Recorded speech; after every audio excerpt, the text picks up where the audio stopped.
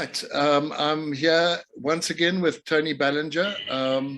Tony, your first interview was very well received. And so everyone's looking forward to your second talk. And so without further ado, I'm going to hand straight over to you. Thank you. Hi, John. Well, thanks very much for the opportunity to come back and give you a second talk. I'm very pleasantly surprised that there was so much interest shown in the first talk.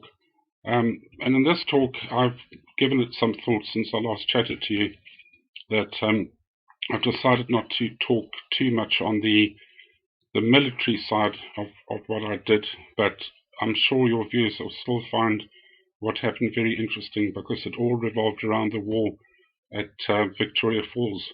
I'd like to paint a picture of Victoria Falls, little village in the middle of nowhere, 400 k's from Bulawayo, 100 k's from Wankie, and we were like the fluff at the end of a mop. We were just stuck out there facing a hostile enemy. When I arrived there in 1976, apart from the national parks to the west, everything was open to tourists and locals alike. The campsite had people in it, the caravan park had people in it, but slowly but surely the pressure was turned on us. And I don't know how often Kariba and Umtali got revved, but Vic Falls got a lot of doses from that weapon. So with Peter's Motel being attacked twice, once before it had its wall erected, and a second time with either a 75 recoilless rifle or a B10 82mm recoilless rifle, it was attacked.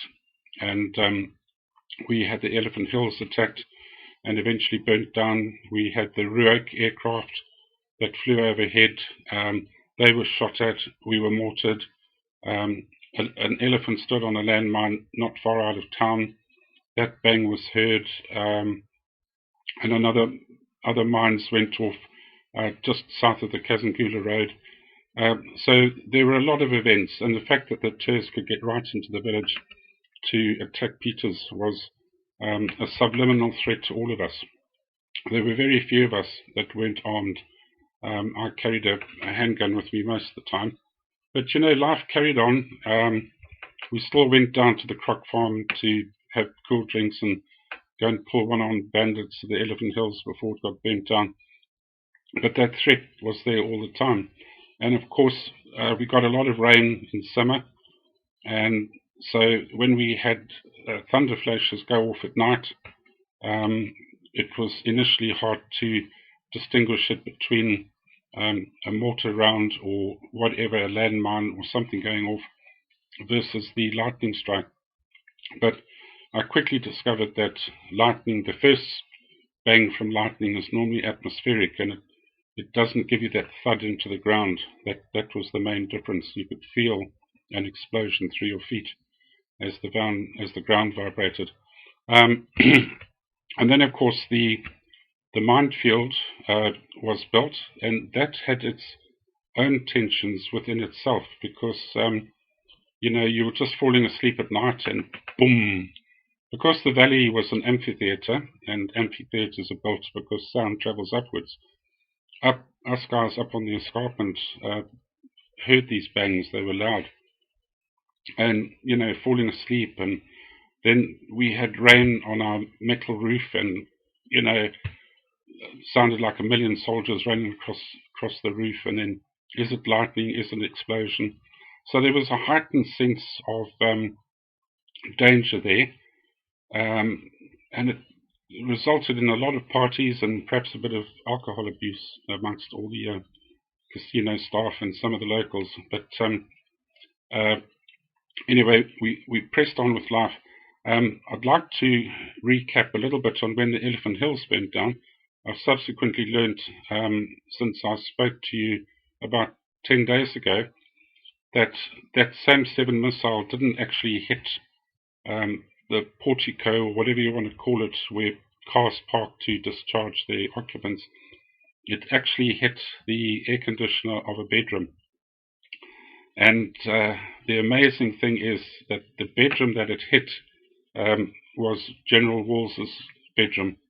He had gone up there for the golfing tournament, which finished the day before, and when that SAM-7 missed the tourist airplane, it slammed into the air conditioner of his bedroom. So that's one of the vagaries of war. You never know when things. You can imagine what would have happened if our commanding officer had been killed in that. What course would the war have taken? It might have gone better with some other officers taken over, or it might have gone worse. I don't know. But anyway, the date that we had the first. Before I go any further, as an indication of what the mortaring was like, Air Rhodesia built a big bunker. I think they had their staff in Flame Lily Flats. They built them a bunker.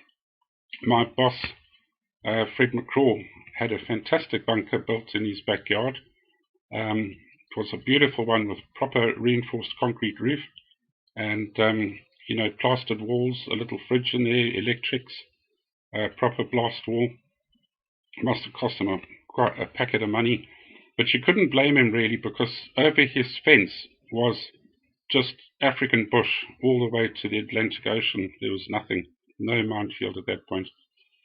And I built a bunker because we were sick and tired of sitting in the corner of our bedroom when the rounds landed or pulling the mattress over us. So I built a bunker 2 meters by 2 meters, well, roughly the size of a railway sleeper. I got some delivered from the township and a few bricks, and I'll have this lasting image of my girlfriend reclining in a chair with her bikini on, drinking Green Valley while I was slaving away building this thing. But eventually, when it was finished, we sat on top, had a sundowner. We loved our Green Valley wine, and it was merry. The first big attack that came was on the 19th of December, and 8 people got injured in that attack. One woman had her elbow taken off.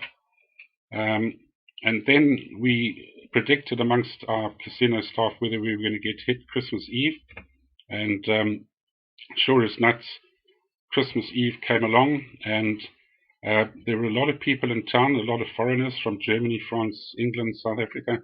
It was lovely to see them in their smart clothes and smell these exotic perfumes on the women. And they came into our little threadbare casino, where the one waiter, it was so threadbare, he had holes in his fez, had a hole on the side there, and it was a bit rickety. Anyway, they enjoyed themselves. They were plied with alcohol, and I first detected the first mortar round to land through the vibration through the floor. I turned to Fred and I said, "We're going to get attacked." And he said, "I know, I felt that as well." And so for the first couple of rounds it landed, the foreign guests didn't pay any attention because there was pipe music coming through the speakers, George McRae or Donna Summer or Barry White, and but us locals knew that we were about to get attacked. So Fred was just preparing to tell them to follow him when there was a massive crash and bang outside the casino with a flash through the windows. The foreign tourists all sort of looked at each other, and then another one landed, and then they took action. They dived under the tables, and the odd shriek was let out from one of the ladies. But then Fred gathered his wits and he called them together, and we went downstairs to the basement under the summit bar, which was about 12 feet deep. And I'll never forget, on the way down there, there's a corridor, a concrete sort of corridor. On the left was a breeze block wall with holes in it, and when a round landed near cabs, excuse me, the flash came through the breeze block wall, and the bang, and the woman would jitter, and then over to the right was the swimming pool. It looked all very calm and serene. I'll never forget the footfalls of the high-heeled shoes and the clack, clack, clack, clack of us all running down to the basement. And we went down the stairs. It was about 12 foot deep, that basement, but up above at ground level was a set of windows so that light could come in through the day. And it just kept lighting up from the flashes and the bangs. And now I knew from my army days that the artillery forward observation officers were based up at the top of Elephant Hills and on top of the summit bar. So I thought I'd go up and speak to the guy up there and just say, look, I'd spent my whole national service here, if you need any help or anything. So I jumped into the lift, which was a steam-driven thing, went so slowly, and it was such a contradiction, me going up in this brightly lit lift, with the music going da da da da da da da bang, da da da da da bang bang, da da. Anyway, got up to the top floor, went and said hi to the fire control officer, and he looked up at me. I was in a dicky bow tie and a black suit, as you dress up as a croupier, and he looked at me and just sort of waved me away, which was a bit embarrassing. But anyway, while I was up there, he'd obviously just given a command to the 25-pounders based up at Sprayview. I think there were 6 or 8 guns up there. And all of a sudden, this rain of shells came across. You could hear the whistles. Bang, bang, bang. Big flashes in Zambia. I don't know how they knew where the targets were, whether there'd been reconnaissance by SAS over there, or they'd spotted them from the top of the hotel, but their firing was very effective, and the mortaring stopped straight away. I think they realised they'd bitten off more than they could chew. No sooner had the shelling stopped than the tourists got wind of it, and Fred and the other assistant manager took them back upstairs, and within 15 or 20 minutes, you would have thought nothing ever happened, and they were drinking and playing roulette and blackjack as if nothing had ever happened. Well, we worked very hard that night until about 10 the next morning. Our backs were aching. My nice white shirt sleeves were black from the money and all that sort of stuff that we handled. And then we took bets, are we going to get revved on New Year's Eve? So New Year's Eve came along, and it was an exact repetition of the week before. All the banging, the jingling, and jingling of money, and just noise, lights flashing everywhere, pipe music from the speakers. But this time, Fred called them in an orderly manner, and they followed him down to the basement. And I went into the hotel owner's safe, which was adjacent to the casino, where we counted the cash and stored it. And the safe door was open, and I grabbed myself a nice rifle, one of these hunting rifles, with 2 bandoliers of ammunition, which I draped across me at a rakish sort of angle. And I looked a bit like James Bond with his hunting rifle and these bandoliers of ammo.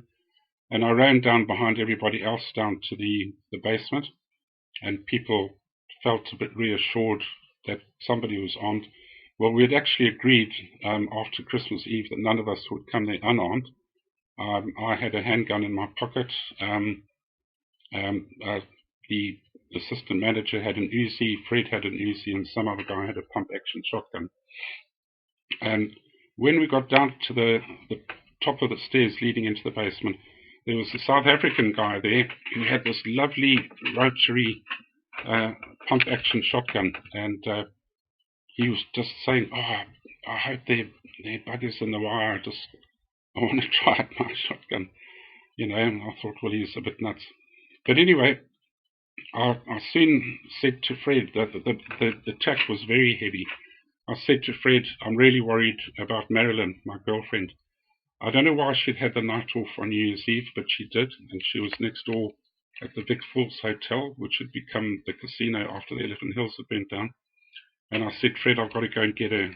So he said, best take Malcolm Ellis's Land Rover. He was the hotel manager.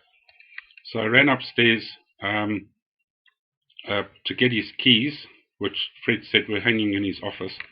So I ran upstairs to look for the keys.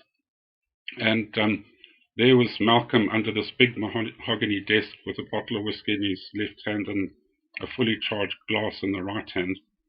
And the flashes were coming through the window like a big lightning storm. Anyway, I ran out the back through the kitchen, jumped into the Land Rover, and zoomed over to the Vic Falls Hotel, which was, I don't know, 400 meters away, and just got out the vehicle, left the engine running, the handbrake on, and I went into the entrance, and to the left and to the right were passageways that led to bedrooms, west and east wing. And I went to the west wing and shouted for Marilyn. She wasn't there. And then I went to the east wing and shouted. It was all in darkness, still flashes going on. There were no armed soldiers or armed guards anywhere, which was crazy. But eventually she heard me and she came out, was very relieved to see me with my rifle and bandoliers. And I said, come on, let's go back to our other hotel. It's better protected. She sort of quivered and shook as bangs went off when we were going back to the Land Rover. But eventually we got back to the Vic Falls Hotel, and I took her down into the basement where she felt much more secure and relieved. But the older folk that were there were singing, "Oh, it's a long way to Tipperary," because Fred had put a bar in the corner and there was wine and shorts and all sorts of stuff, and there was a full swing-on party when we got down there. Just, and then once again when it ended, the artillery sorted them out and blah, blah, blah. It took longer for the artillery to sort them out this time because I think they changed positions on the other side and made their points of fire a little bit more clandestine. Anyway, artillery sorted them out in the end. And once again, everybody went back upstairs and continued to get merry, and wearing party hats and singing Old Lang Syne and all that sort of stuff. Well, they should have done that an hour earlier, but they were down in the bunker. So life carried on like that. The planes got shot at frequently. There was some more mortar attacks. And around about January 78, I got a letter to fly to Salisbury to go and see a doctor at KG6 barracks to see if I should be upgraded to A grade from C grade, C category to A category. And I passed the test, unfortunately for me. I really didn't feel like being called up at that point.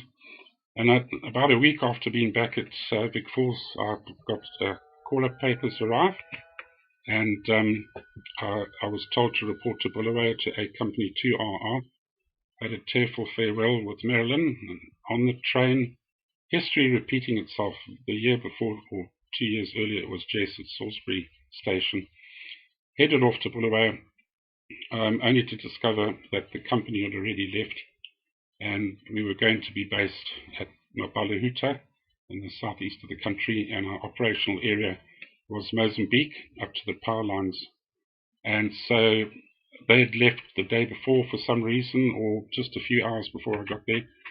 And so they found a plane for me going down to Cheretse or Buffalo Range or Buffalo Bend, whatever you call it.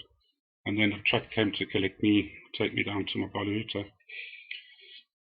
And then we went into Mozambique from there. And I'm just going to brush over my time there because other guys have spoken more eloquently than I can of what happens in Mozambique. But the things that impressed me and I remember in my mind, apart from the large number of enemy in the area, was the heat of the place and the mosquitoes. They were so bad that we said to Major Bissett, if we don't get camouflage mosquito nets on our next trip, we're not going out again. And you couldn't wear mosquito repellent because, tourists have got a very sensitive nose in the bush. And the bush was very thick. We operated around the New Netsi River area up to the power lines. And it was so thick, in fact, that we lost Sergeant Rob Hickey to an elephant that had been injured in the minefield. It lost the tip of its trunk, and it trampled him to death. And he had to be taken out by helicopter. And the one camp that we went through was very sophisticated. It had tents, one of which was a hospital. It had an autoclave in it, for sterilizing I can't remember how that autoclave got the steam in it or whatever, but they had a lecture room, all under tents, sleeping quarters, all that sort of stuff. And then outside there was about an acre or more of mealies that were just about 2 feet high at that point. And we'd been told that all sources of food that the tours could use must be destroyed. So we went through there, spent the day chopping down all their mealies. We'd also been told to kill any domestic livestock that was still in Mozambique, and we found quite a number of cattle, which we had to shoot, and I found that absolutely traumatic because I love animals. And then round about 3/4 of the way through that call-up, we had to go out for 3 weeks at a time, and we were resupplied by helicopters. And I remember the one time we were out near the power lines, maybe just a bit before it. The helicopters came in to resupply us, and Major Bissett from our A company back at Ballinger had cooked a whole lot of steaks for us. And we were operating in platoon strength because of all the Frelimo and tours in the area. And boy, we got the steak, mashed potatoes, vegetables, and a Coke each, and it was absolutely amazing. All in tureens, dished out to us, and the chopper pilots took the tureens back. That was a real morale booster.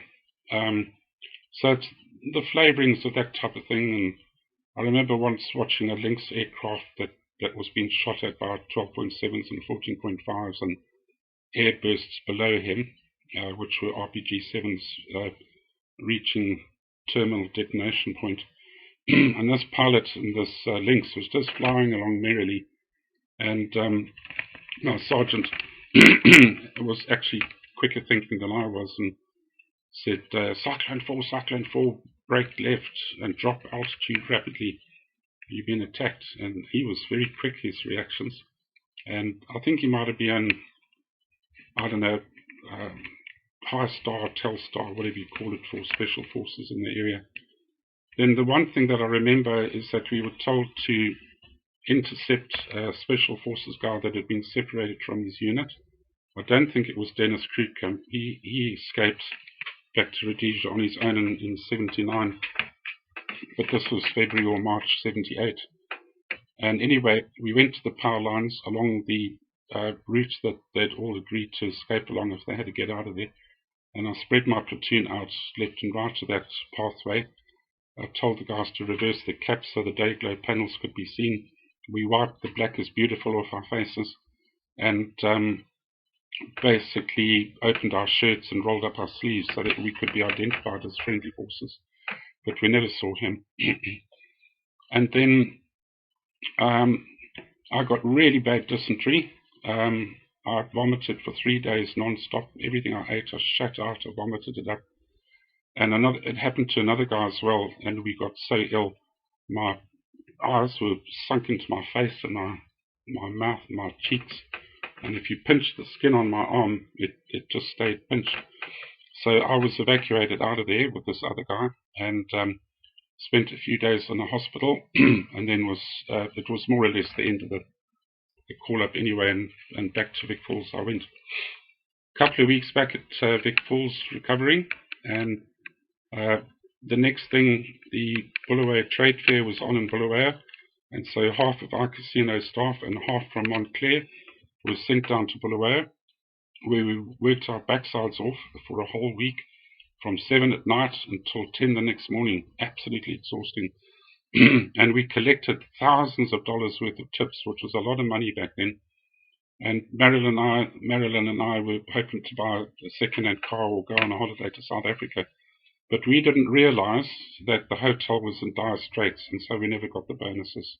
Don Golden, the owner, actually kept them to keep the hotel running. He apologized to us, but there was nothing that he or we could do about it. So anyway, we decided to resign from the hotel because of that, and I think Fred McCraw, the manager, was the only one who remained, plus 1 or 2 other people. And we found ourselves now in Kwekwe at her mother's place. She got a job in a hotel. I got a job working as a shift operator at Sable Chemicals, and I just want to paint a little picture of what civilians face during the war, and I'd love to hear from the farmers' wives. We've got to do that. At Sable Chemicals, especially on the night shift, we used to drive out there at 6 o'clock in the evening and come back at 6 in the morning. And we went out in a bus that was unescorted. I had a handgun, another guy had an FN rifle with a couple of magazines, and we drove out night after night after night to go and do our shifts. And one of the byproducts of that place was liquid oxygen, and the plant I worked in, called the air separation plant, had 150 tons of liquid oxygen just outside my window. And that was only about 80 meters from the fence. And then in that plant, just a little bit of interest here, was the world's biggest electrolysis plant, which split water into hydrogen and oxygen. The hydrogen was sent to the loop, and nitrogen from my plant went into the loop, and under 350 atmospheres and 800 degrees Fahrenheit, it was compressed into ammonia. Then that was bubbled through nitric acid, I think, and that came out as ammonium nitrate. Now, the amazing thing was ammonium nitrate is just made from water and air. There's no solid products delivered at all. But it was scary work in there because I was sitting next to 150 tons of liquid oxygen. And by the way, liquid oxygen is the most beautiful blue color, pale blue.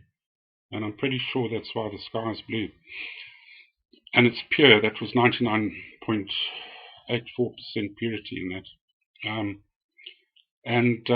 Yeah, we were also sitting on several hundred tons of ammonium nitrate, which makes a lovely bang, as Timothy McVeigh blew up that building in America with fertilizer. Anyway, I got another call up at that point to go down to Motibiti Tribal Trust land. I'm not going to harp on what happened there. We entered into a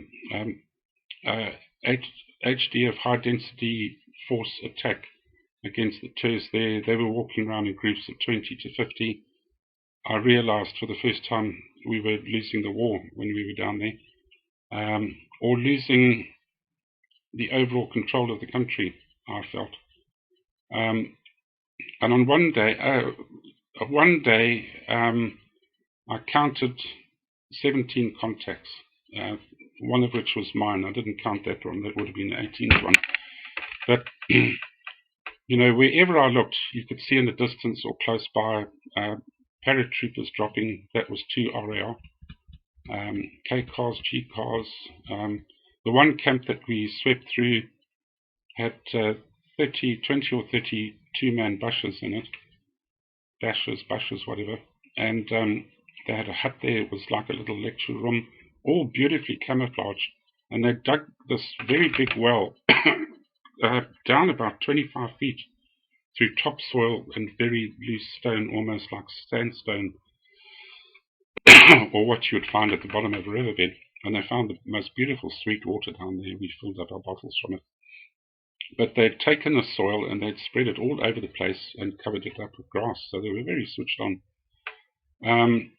And yeah, that was not a particularly nice call-up. I just missed potential death or injury going into the area. I don't know why, but we had 2 engineer guys on the back of our truck one day when we were being deployed, and we had a Labrador with him that had been trained to detect landmines.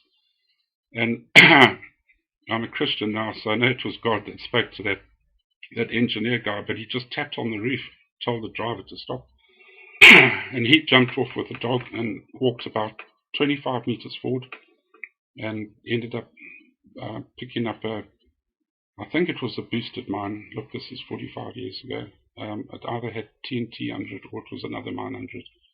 But I always sat behind the driver so that I could talk to him through the window and give him orders and instructions and so on. And who knows what would have happened, because we were about to debus there and we were starting to unbuckle our seats. If we'd gone 25 meters further forward, I would have been turned into a meat bomb.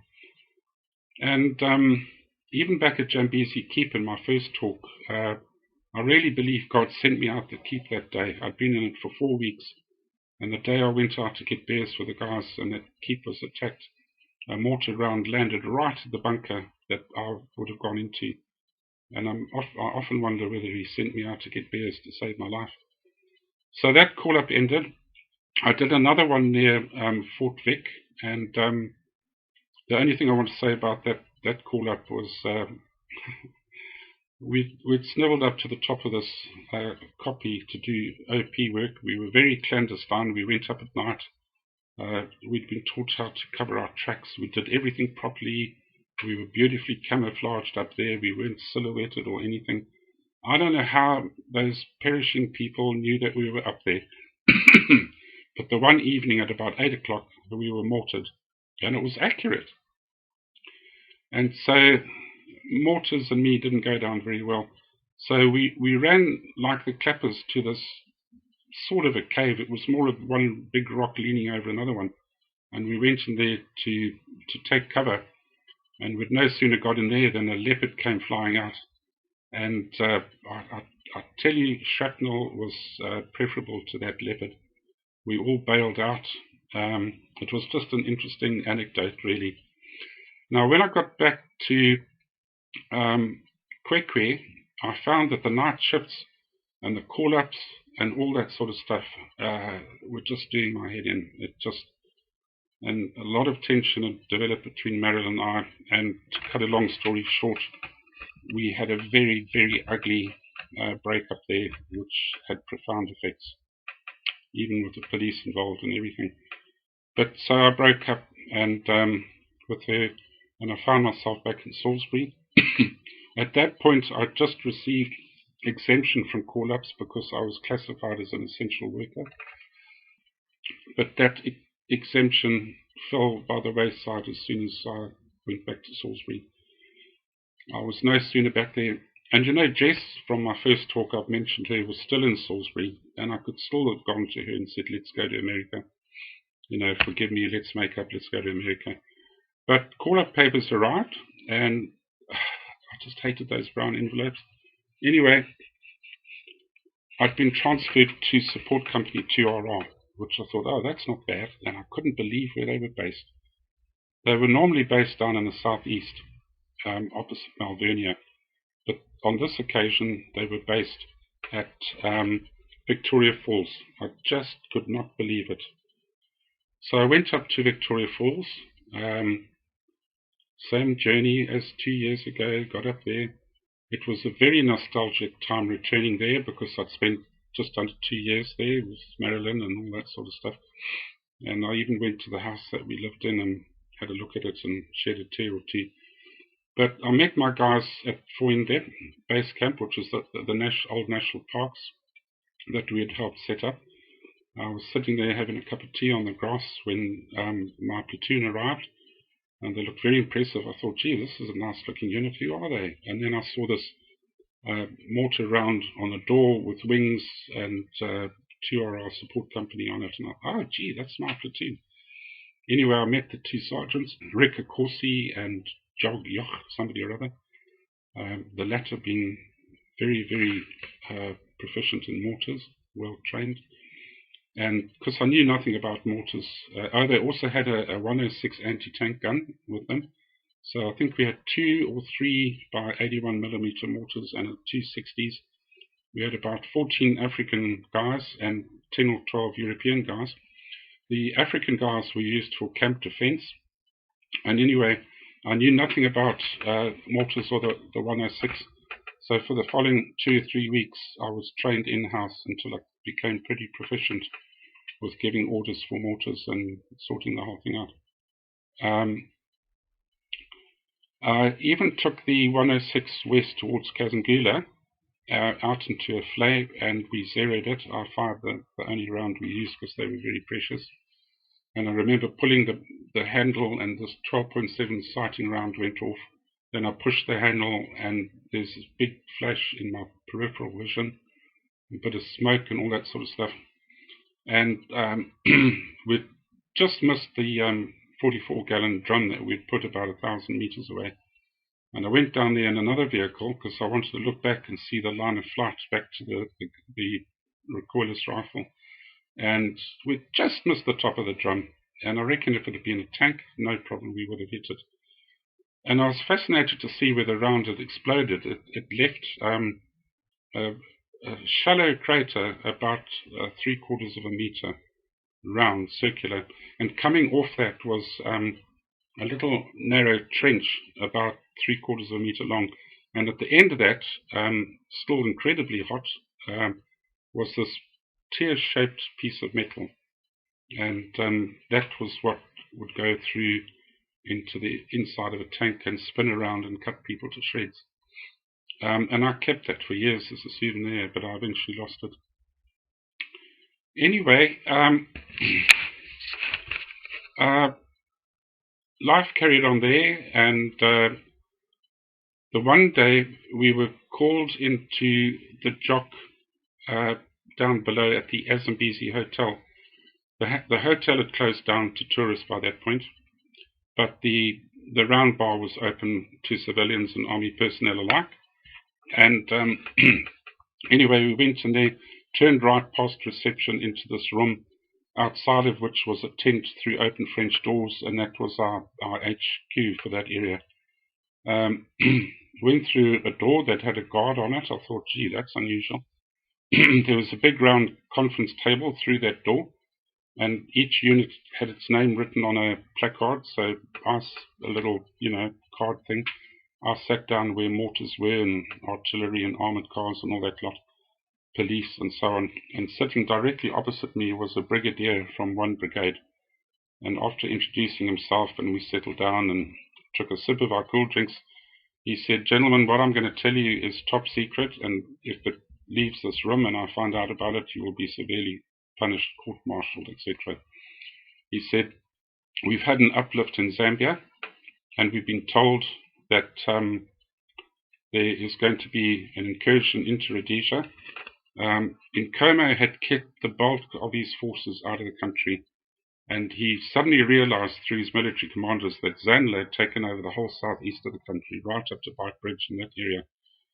And so he started sending troops over, and Clive Midland's already given you a talk on that, where these guys crossed east of Kazangula, and they would walk across there and get into Botswana, and then go down by transport down to probably near Plumtree, somewhere there, and then go back inland. And they were fighting Zanla, and they were fighting our guys. Don Price was based down there at Beitbridge with one Indep, that had an awful lot of success down there, as did the South Africans that came across with their Puma helicopters. They absolutely massacred the Terrs in that area. But he suddenly realized, I've got to get boots on the ground. So the switch was flipped for a formal conventional invasion. And the story we were told at that table was that 20,000 men had been set aside for the invasion, 10,000 to come over Kariba and Chirundi, and another 10,000 at Vic Falls. And the plan at Vic Falls was that 1,200 of their best men would be put in a train, rather like what's it called when the Greek guys went into the horse, Trojan horse. It was Trojan horse style, to cross the bridge at night and invade the village.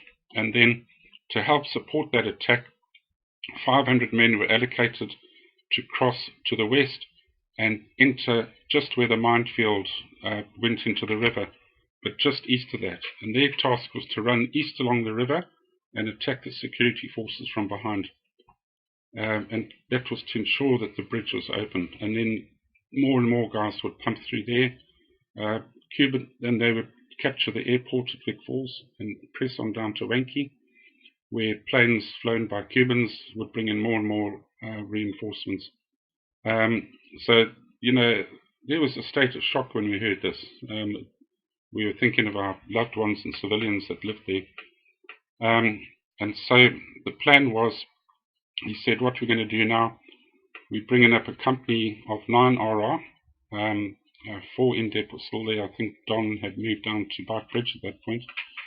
a short while later, Theo Williams, my course officer from the School of Infantry, he arrived. He'd been rebadged under the Grey Scouts, and he arrived with a troop of men, which was about 130 to 150 men.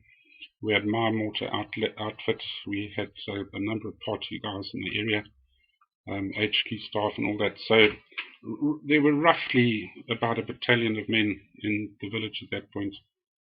And so going down to the bridge, the main point of contention was the river flowed from north to south into the falls. The falls actually run more or less west to east, and then it turns a very sharp corner and goes southwest. So if you look at it from the air, it looks like a lizard's head with a neck. And where the nostrils are would be the bridge going over into Zambia. About 300 meters inland from that was a building that belonged to the railways, and that became our little local headquarters at the bridge. And in there was a TV screen because a remote camera had been set up at the bridge. Lights were installed to light the bridge up. The tar road that went over the bridge for motor cars was all lifted up, and the engineers put heavy explosives where the bridge touched the Rhodesian bank.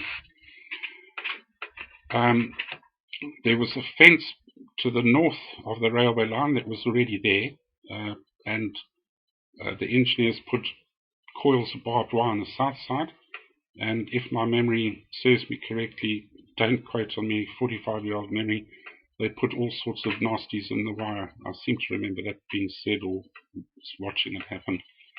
To the south of that, a big bunker was built for the 9RR guys, and they had about 4 to 6 MAGs in there with riflemen. Then there was a little pit dug where a B-10 anti-tank gun was sighted. It might have been the very one I intercepted at Hippo Creek that time. And then in front of the building were three semicircular defensive positions made of 44-gallon drums in 2 rows, filled with sand. One was for my anti-tank gun, and 2 were for armored cars, 1 in each. And then there was still at least a dozen more armored cars back in town that would take up other positions. So I brought down an anti-tank gun and made sure the barrel could swivel and move without the drums, getting in the way of depressing it or whatever. And the armored cars did the same. But we never left them there during the day because train drivers would spot it and report back to Zambia what was going on.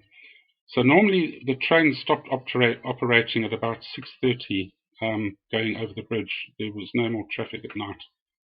And so we were told anything after 6:30, 7 o'clock, if it comes, the bridge would be detonated. I would like guys who were in the engineers to confirm that that bridge was actually ready for demolition. I have read elsewhere that it was, so I'm just quoting that. Anyway, life went on as normal.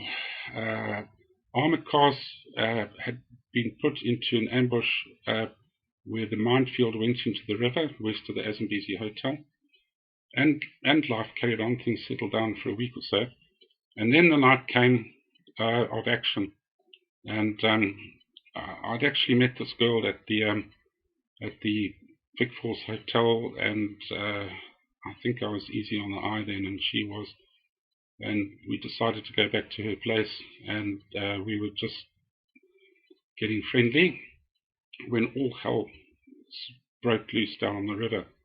And I had a radio and a 2.5. I was off duty. Our Joch was on duty, and I think also Rick Corsi.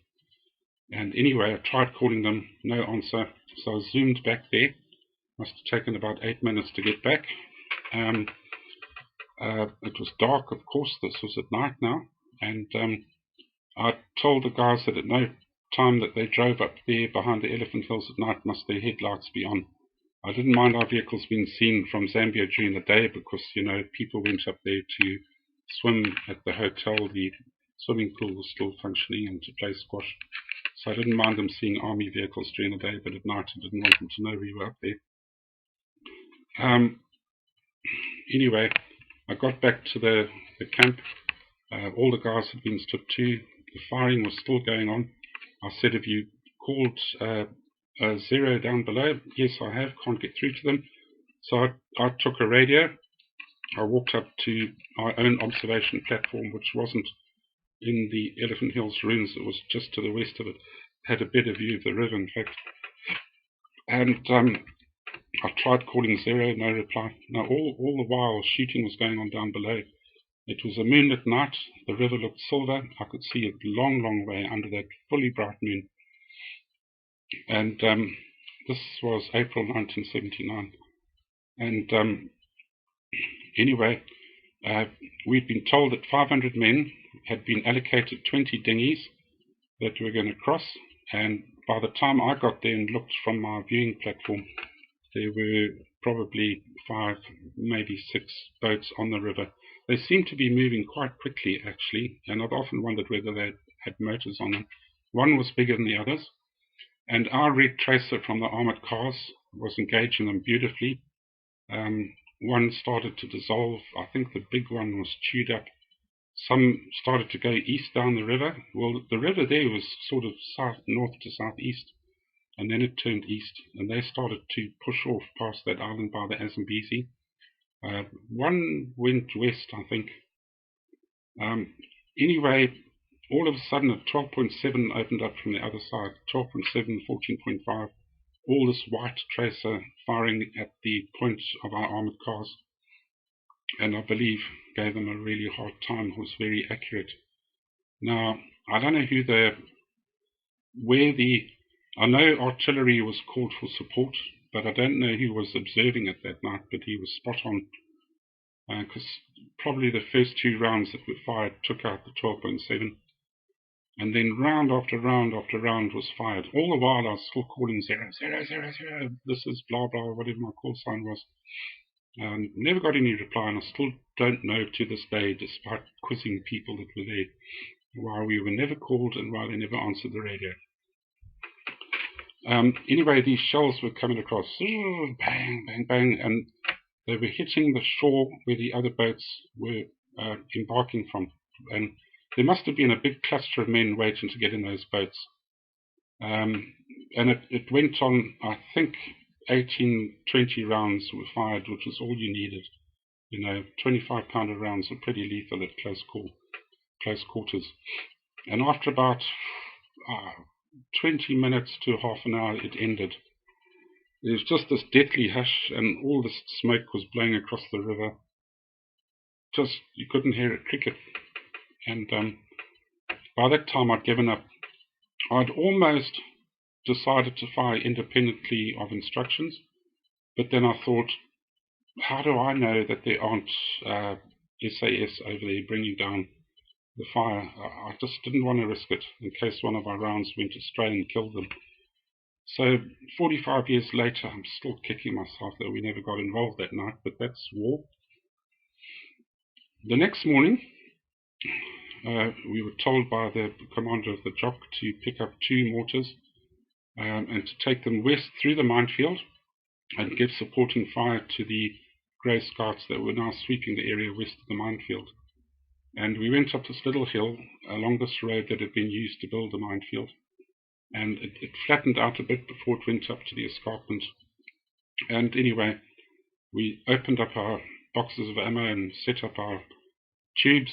It was open sights. We could actually see the Grey Scouts combing the bush down below, looking for spoor. And a lovely memory happened a short while after that. We were just sitting there watching everything and listening in on the net, and then we'd heard that a whole group of tours had been found on an island downstream. But the thing that struck me that day was, as I was listening to all of this, I heard the rustling in the grass off to the left, and I thought, we picked up our rifles and we were expecting tours to walk out the bush. But then we saw a head and a hat and heard the from a horse, And then these 15, 16 Grey Scouts came out line abreast out of the bush. It was such an impressive sight with their magazines and their rifles and their camouflage. And it was funny. We were sitting down at ground level.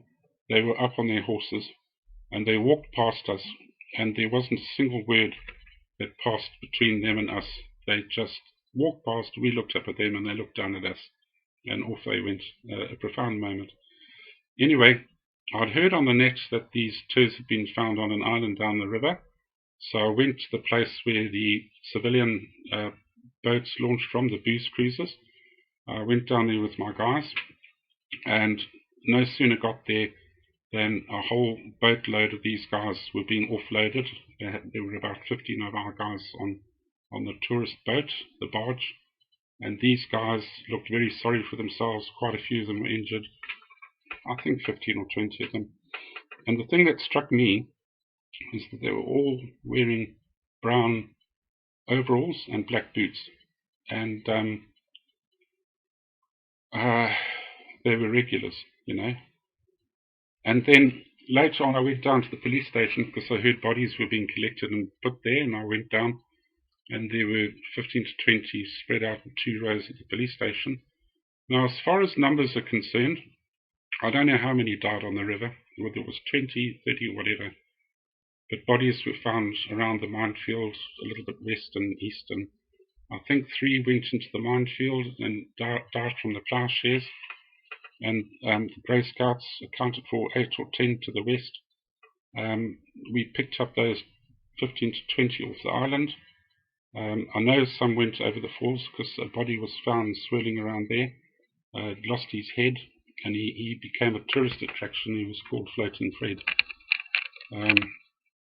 But over on the Zambian shore, and I've received ridicule from the Rhodesian military community for quoting these figures, but I've been told them by a very reliable source. In fact, a major who was Lookout Masuku's liaison officer when Zipra were coming back into Rhodesia during the election period, and that topic of conversation came up in Lusaka, and this major, who will remain nameless, was told that 300 people had died overall on the Zambian side, the captured, the injured, everything. And at the JOC meeting that Friday, the police rep said that the Livingston Hospital was covered in, his words were, was awash with wounded. So it was a very effective counterattack, and I really believe it foiled their invasion because these guys had to get across first as some sort of backup and surety for the men crossing at the river, and they were the key to the back door basically. And so the train never came across. There was no invasion. So while I was there, I met a girl at the round bar at the Zambezi Hotel by the name of Diane Falconer. Her husband actually worked at Customs and Immigration there. But they'd got divorced, and she was easy on the eye, and I guess I was easy on the eye. And so when my call-up ended there, funnily enough, it was now May again, and Fred had asked me to go back and serve as a croupier down at the trade fair, and I went down there, and he was there, but Marilyn, she was working up at the Montclair, and so there was a lot of tension there between the 3 of us, Diane, myself, and anyway, in the end, Diane, who turned out to be my first wife, was a very jealous person, and she said, if you don't leave here, I'm leaving you right now. So I let Fred down on the second night of the week-long thing. We actually flagged a train down just outside Bulawayo because I worked on the railways in Australia and I knew how to wave a train on and then stop it. And I jumped on this train, got back to Salisbury. We eventually got married, and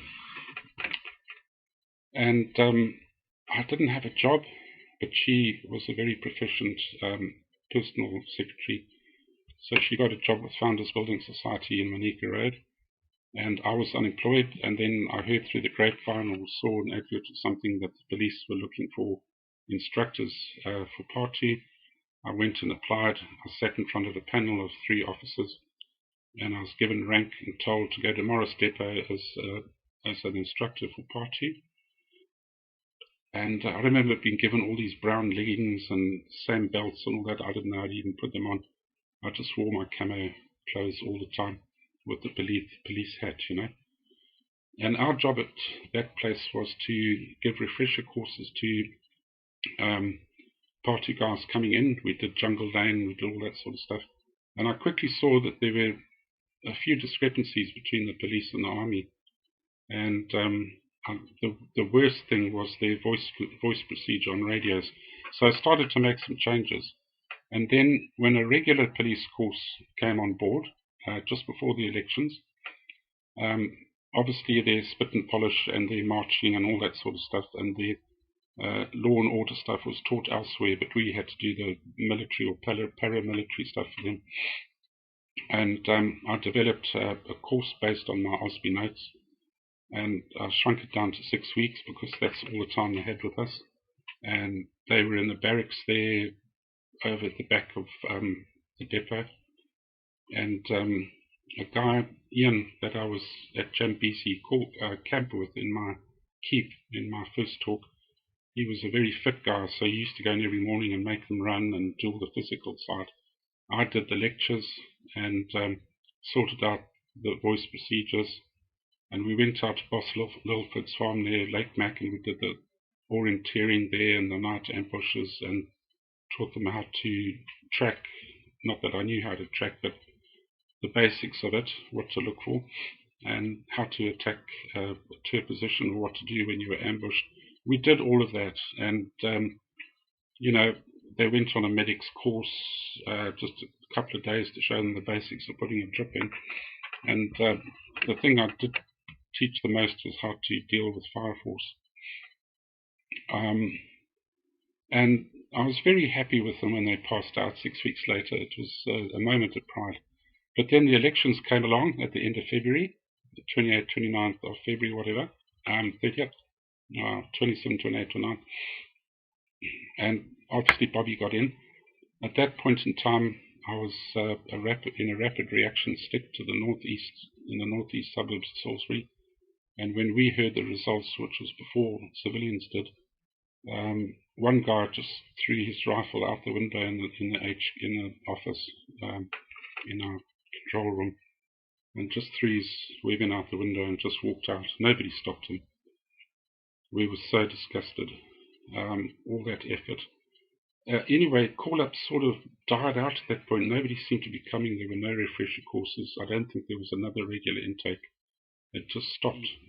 And one little anecdote I can share with you is that a whole load of Zander had been offloaded at Morris Depot, a couple of coaches of them, and they were in camouflage uniform, and you know, they were strutting around, and we had the secretary, about 65 years of age lady with grey hair, and she went out to get into VW, and all these guys crowded around her and started jumping on the bumpers, and you know, I was just so incensed with rage. I turned to two other guys and I said, grab 3 pick handles and follow me. I took 1 pick handle, they took 2 pick handles, one each. I said to a 4th guy, pick up that MAG, put 2 belts together and stick it on the wall over there. Anyway, went outside, and I said to them in a loud voice, I said, would you guys do this to your mother? Is this the way you treat the woman in your own people? I said, you're a bunch of spineless bloody... And they all started mumbling, and anyway, they did back off and let her go, and she drove away, you know, breathing a sigh of relief, saying thank you out the window as she drove off. But then they started to grow a spine and started getting a bit agitated, because there's about 40 of them. And I picked up my pick handle and I said, yeah, you guys, there are enough of you to beat us up, okay? But I stood aside and I pointed with my pick handle. I said, take a look at that. And the guys within visual sight saw the MAG pointing at them. I said, if you give us shit, we're going to open fire on you. And so they just stood there, and I walked away. I was actually reprimanded for that by the spineless people that kowtowed to those people afterwards. But I didn't care. Anyway, independence came along. Then the celebrations came along on April the 18th. My story is coming to an end fairly soon. On April the 18th, and those of us who were regulars were allocated to the dignitaries that came to the celebrations, and I was allocated to Mrs. Gandhi. I went on a morning course to learn how to fire a handgun, a 9mm, which I've not done before. Even though I own my own weapons, I was trained how to use it properly. I was given an under-shoulder holster. We had to wear suits, and I was out at the airport. I was the liaison officer between her security teams and mine, the Rhodesian government. And I met her at the airport with Mugabe, and I had this 9mm under my shoulder, and I actually thought, oh, should I shoot them? The thought crossed my mind. It was ridiculous, of course. I would have been killed instantly. But anyway, the thoughts were there. Anyway, that started a couple of days of touring around with Mrs. Gandhi. Quite a gracious lady, but, I didn't support what she'd done to our country. And she went everywhere amongst the Indian community, and we had to make sure that there was always a safe place for her to hide at any venue, that there were no bombs or anything that would be a risk to her. Anyway, come along the night of the 18th of April, 1918. We had to go to Rufaro Stadium for the changing of the flag ceremony. I had been given a tan-coloured Peugeot 404. I sat in the left front seat, and the other three guys in the car were her security personnel. She was in a Mercedes-Benz, which had been linked to her by a civilian in exchange for $3,000. And the Indian guys got out a hammer and chisel and bashed a hole through the right front wing and put the Indian flag pendant in there. So he had a bill waiting for him at the end of that. And there was another Peugeot 404 in front of that with 4 guys in it. A local white guy as well. He knew how to get around. And anyway, off we went to the stadium. It was awash with people when we got there at about 9 o'clock that night. The stadium holds 40 to 50,000 people, but thousands more tried to get in to see Bob Marley singing, and so they closed off all the gates in the fence all the way around, and these guys, the extra 20,000, were trying to pull the fence down and get in there, and tear gas had been fired, and that had washed over Bob Marley's face, and all that sort of stuff. But anyway, when I got in there, the grass was green, beautifully lit by the searchlights, and in my book, A Walk Against the Stream, I actually write about that evening. It was very emotional for me, as I'll explain. But anyway, we went in there. Mrs. Gandhi sat behind the dais. Is it the dais or the dais where people, the dignitaries went up? There was the Supreme Court Judge of Rhodesia, a white guy. There was Carrington, there was Soames, there was a couple of other people, and then there was Mugabe, Nkomo, and Prince Charles. And I will attest to the fact that when Nkomo went to shake Prince Charles's hand, he refused to take Nkomo's hand, probably over the Viscounts. And he went a long way up in my estimation at that point. Anyway, we were not far behind to the right, if you ever look at those on the video. I was just out of picture on many of the videos I've seen. And round about 10:30 or 11, 10:30, 3 contingents of troops marched into the stadium. The first were the RAR, led by their brass band, and they had their mascot, which I think was a billy goat or something. And they came in resplendent in their uniforms, marching perfectly. The lights were reflecting off their boots. And they were booed and heckled, and empty Coke bottles and stuff were thrown at them. And then Zipra marched on, and they were fairly smart, and their boots shone, and their drill was not too bad. Then Zanla came on, and they looked like a pissed millipede, and I thought, dear God, I knew that the Shona would end up dominating the country. I thought, those sloppy buggers, look at you can't even march properly. Anyway, I was really angry that night. I'll tell you, my emotions was because during the war and after the war, 5 guys that I knew that served with me in my unit and other units next to me, 5 of them were killed, and 3 after the war. My architect Andy was killed by Tez, a farmer by the name of Terry, and Phil Lang was strapped to a pole up in Burma Valley and forced to drink swimming pool acid. And he was a personal friend of mine. We used to go to his house for meals. I was so bitter and twisted that night.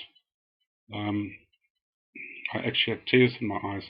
But around about midnight, well, at midnight, not the Rhodesian flag, we didn't exist, but the British flag, the Union Jack, came down. And then the Zimbabwean flag went up, and I thought, yeah, maybe it was a bit of a racist thought, but I thought that the only bit holding that flag together was the white patch on it. Anyway, as that flag went up, the crowd went absolutely berserk, ululuing and ululating, and then 25-pounders, 21 gun salute, 25-pounders fired, and then I actually had tears in my eyes, but my mood went up very quickly when I saw people jinxing and ducking and diving from the sound of the guns, because there must have been a lot of tourists in there that night.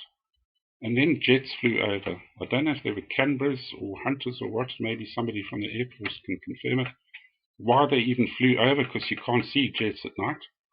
But when the jets flew over, there was a lot of ducking and diving in the stands.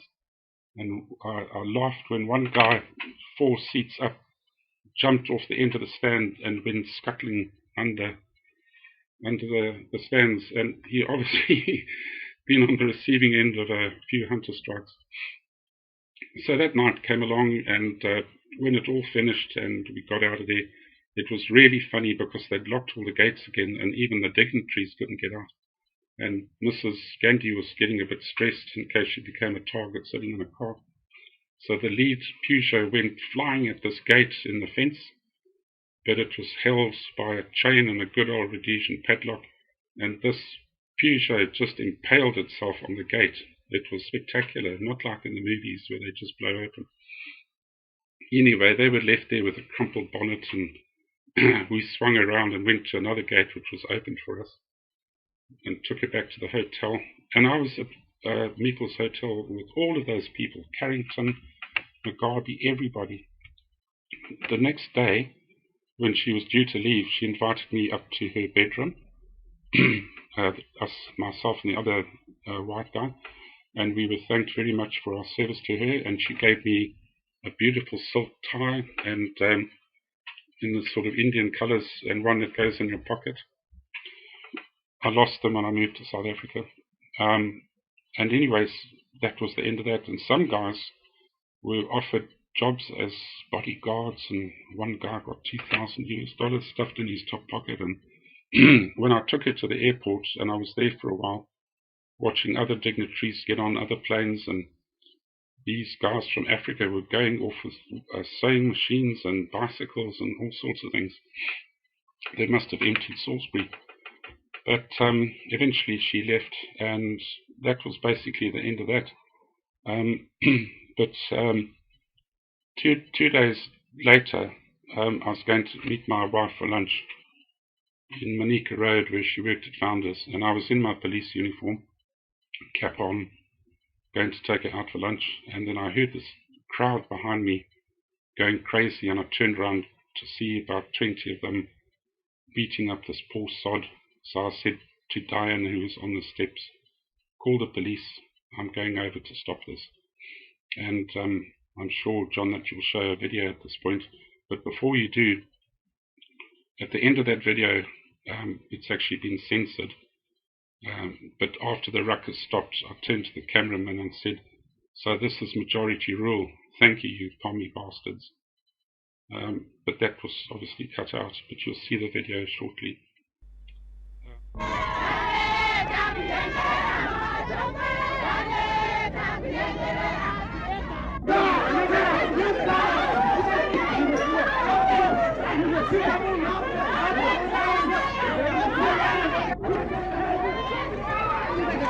Hey, what's going on? Get back, a lot of you! Acting like animals and calm down!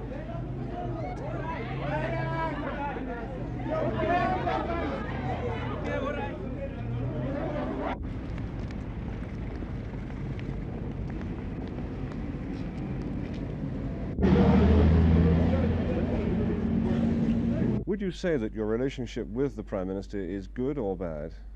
Friendly or unfriendly? No, I don't use those words. We are working together, and I think we work together fairly well.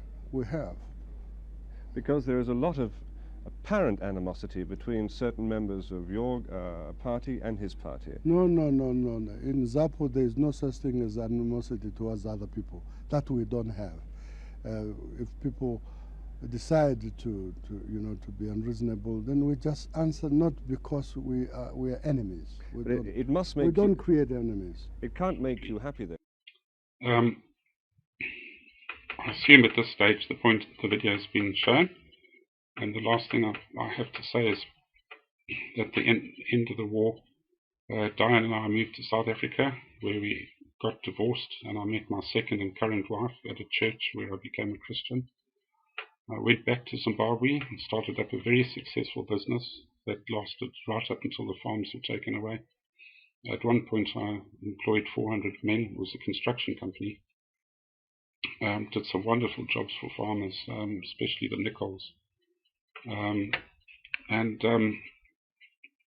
Because when the farms went, the first thing to collapse is the building industry, and I was putting up a lot of houses in Borrowdale Brook in conjunction with a South African developer, and he just stabbed me in the back, and so I had to liquidate my house and my other assets. I owned flats, I owned a factory in Matari and plots of land that we were developing. I had to liquidate all of it, and I left for England with £300 in my pocket in the middle of winter, and I slept in a friend's shed. All it had was an electrical light bulb, no heating, nothing, and I walked around in Salisbury, here in England. Isn't that ironical, coming from Salisbury to Salisbury? Eventually, when I had a hole in my right shoe, I found a job putting car parts together up at High Post, and I worked there long enough to get enough money to bring my family over, but it took 6 months, and it was painful. And my children came over and they got educated here. My daughter got a degree at Southampton University, and my son is a qualified heating engineer, and we've got a beautiful granddaughter through her.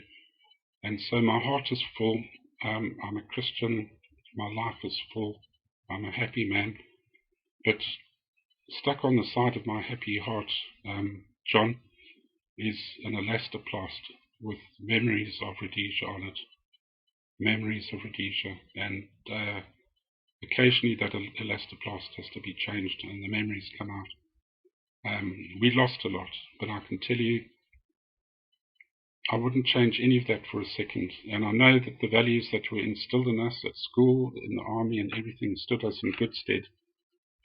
When I went for a school reunion in 2008, I couldn't believe, guys there owned Fortune 500 companies. One guy owned an airline.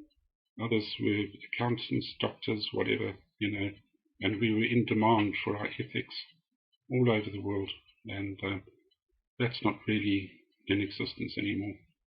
And so I just want to say it was a privilege being a Rhodesian and being in the military. And thank you very much for giving me the opportunity to do this second talk. Thanks, John.